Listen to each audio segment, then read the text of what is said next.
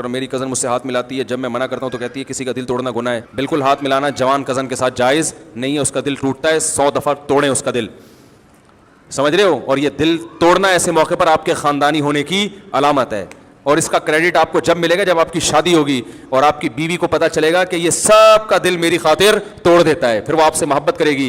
پھر جب آپ کے بچے بڑے ہوں گے ان کو پتہ چلے گا ہمارے ابا کسی نامحرم لڑکی سے ہاتھ نہیں ملاتے, دل توڑ دیتے ہیں, یہ ہماری اماں سے وفا کرتے ہیں. تو پھر ان بچوں کا جو دل جڑے گا اور آپ کی بیگم کا جو دل جڑے گا وہ اس ٹوٹنے سے 1000 گنا بہتر ہے جو کزن کا ٹوٹا تھا.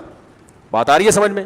جو کزن جس ہاتھ نہیں ملا کے اس کا دل توڑ رہے, اس سے کہو کہ جب آپ کی شادی ہو جائے گی نا, پھر آپ کا شوہر جب اپنی کزنوں سے ہاتھ ملا کے ان کا دل جوڑے گا, پھر آپ نہ کہنا کہ میرا دل ٹوٹ رہا ہے, ٹھیک ہے نا. اپنے میاں کو کہنا جو انٹی فری ہونے کی کوشش کرے دل جوڑنے کے لیے اس سے فری ہو جایا کرے.